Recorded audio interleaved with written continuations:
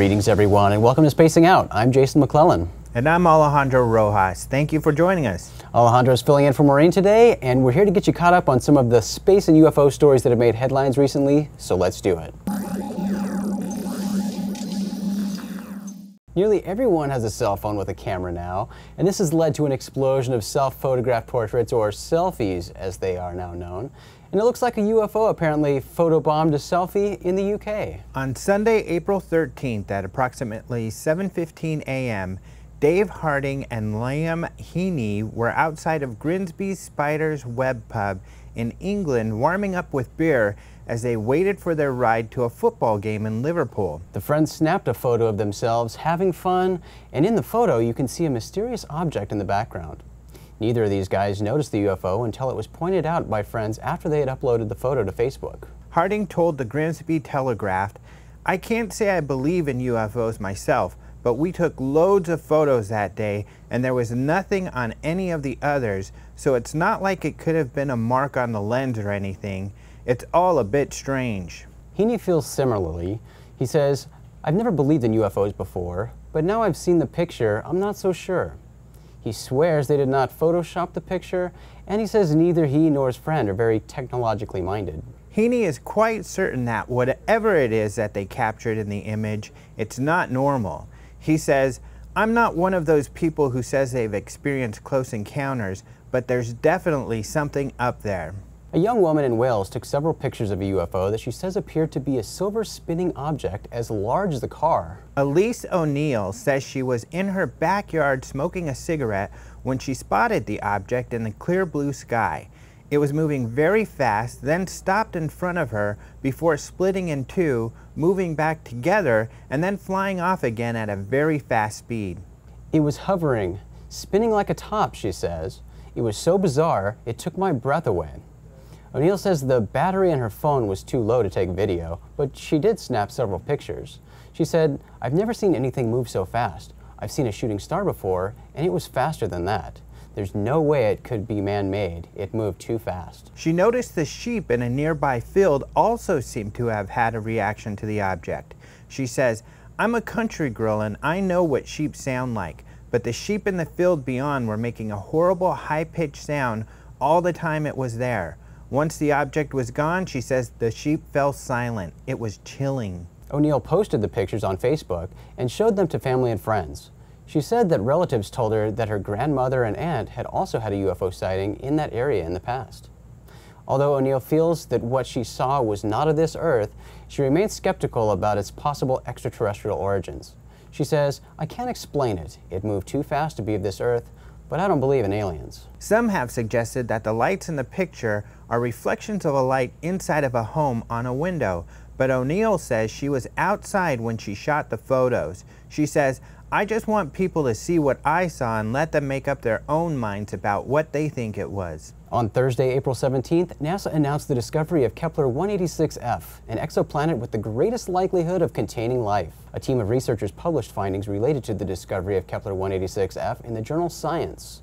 The team identified the planet using data collected by NASA's Kepler Space Telescope. Although some previously discovered planets reside in their star's habitable zones, these planets are all at least 40% larger than Earth.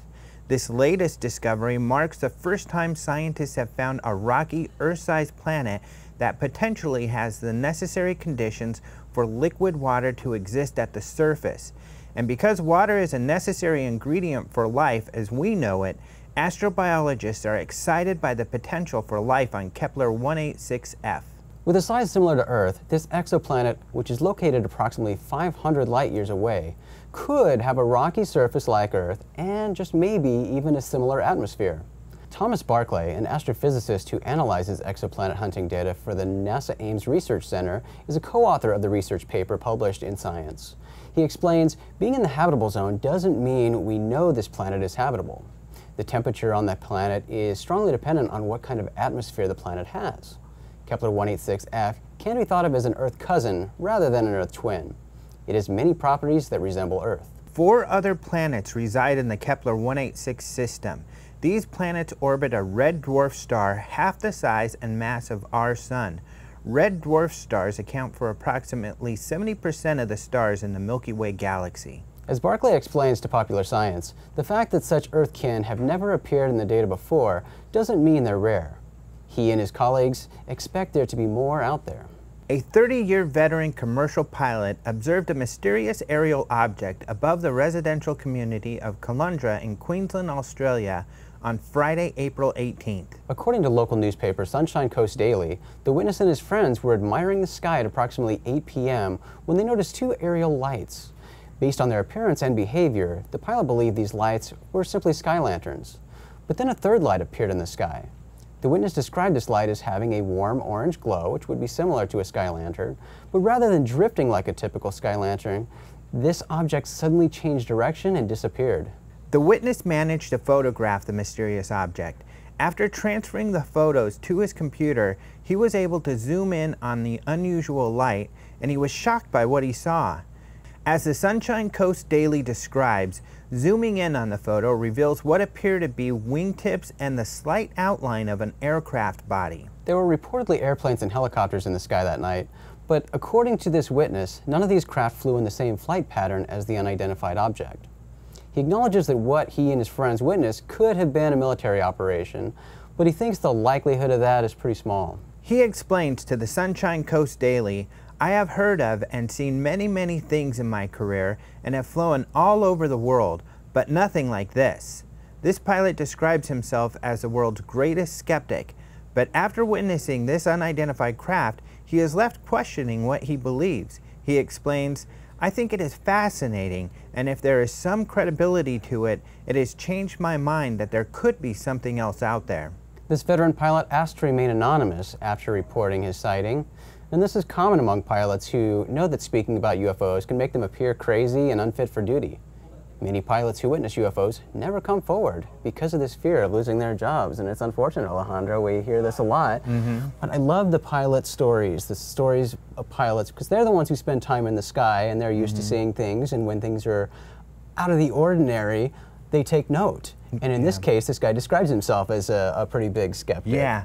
I mean, a lot of people will say, if there are something to UFOs, then why don't pilots see them? But they do, and this is another example where they do, and this is a really interesting one. Now, the shape of the object, it could be one round object, and it's just motion blur causing that wing shape. Well, that's an important thing to bring up, and you know, it would be great if we had the original photo to look at, because again, the photo that's published is one that zoomed in. We don't know how zoomed in, but we know that there can be a lot of digital artifacting going on there and creating a shape that isn't necessarily there. Yeah, but it's really interesting, especially for a pilot to say, hey, it's nothing I've seen before. Right. He saw it move. He saw the behavior in the sky and compared it with other air traffic that was going on at that time. And you're right, pilots do report these things. There are some incredible pilot sightings reported out there, and that's probably a very small percentage of sightings by pilots. Again, a lot of pilots are too afraid to report it. And it's also cool when a skeptic, like a hardened skeptic, finally sees something that makes them think twice. Yeah, and the shape of the object you pointed out is interesting in this one. It's you know, pretty interesting. We're seeing more, especially in the last couple of weeks, a lot of, you know, more what could be more in line with man-made craft, top secret military craft, the triangles and things like that.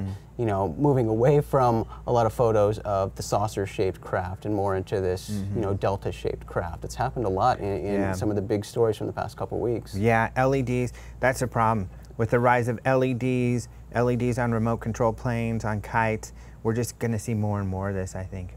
Yeah, well, it's a great photo, and well, let's talk. I mean, there's so many good stories, but let's talk about the selfie, the UFO that popped up in the selfie. Yeah. And this one again is good because, you know, these guys aren't necessarily believers. Yeah. They didn't.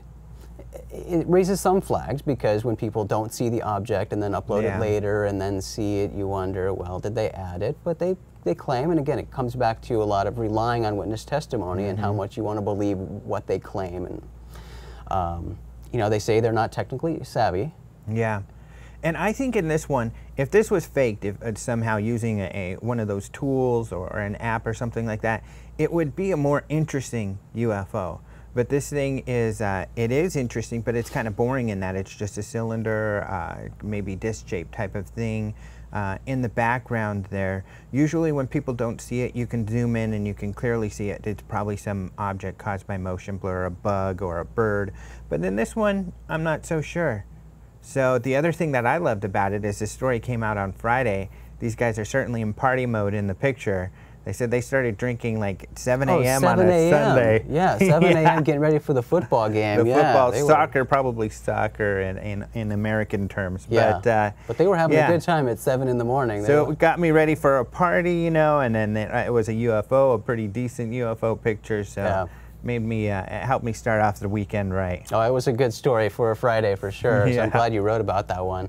But you do bring up a good point with the apps. You know, a lot of times those photos where people post, say, we didn't see it, and there's a UFO in the background. It's so many apps out there allow people to do this, and there are getting more variations to those as well, where a lot of times they are very clear UFOs, so it's pretty easy to pick those out. But some of them do offer you the ability to put sort of nebulous things in the sky and change their transparency and do a little tweaking to make them look more like they could be real. But I don't really think it's certainly possible. I don't think that's the case with this photo. And you pointed out the bugs and things, it can be the case. There was also another dot, if you look closely at that photo there. I think there's the UFO and then another smudge. So it could potentially be something that was on the lens, just dust on the lens. That's what other people had said, and you know, the witness had said it's probably not that because the other pictures didn't have it, but maybe the dirt had blown off by that time, or they clean it without remembering. So it's hard to say, I mean, because it's not distinct enough where you can say for sure this is a large object that's quite a distance from the camera, but it's still very interesting. It is very interesting, and it's also, like many of the other stories that we posted on the website in the past couple weeks, really highlights how much credibility or emphasis you have to give in these cases on witness testimony, because that's really all we have to go on to support these photos, and you just have to decide how much of that witness testimony you want to believe or not. Another example was the spinning UFO. You know, it very clearly to me looks like reflection of lights in a window. Right. But based on witness testimony, she says she was outside when she took it, so there was no window. And it could possibly be because, you know, some of those shapes are usually caused by the aperture, or sometimes a diamond kind of shape that was on there. So maybe if it was just a very bright object, that would cause these weird camera effects. But like you said, you have to rely on witness testimony really on all of these, because even with the pilot one, I could see a flare or other things making that shape, but he says it flew in a way that wasn't consistent with a lantern or a flare. She says she was outside and it didn't fly in a way that was consistent with just a reflection. So if you take their testimony and you believe them, then these objects were much more mysterious than they appear to be. Yeah. Well, there have been a lot of interesting photos and videos that have come out. A lot of great stories. Just in the past couple of weeks. So make sure to check out our website, openminds.tv, for all those stories. But that is all for this episode of Spacing Out. Remember to check out our website regularly, because we do update it daily with all the latest news. And if you're a podcast listener, you can go to openminds.tv/radio and check out this guy, Alejandro Rojas, on Open Minds UFO Radio.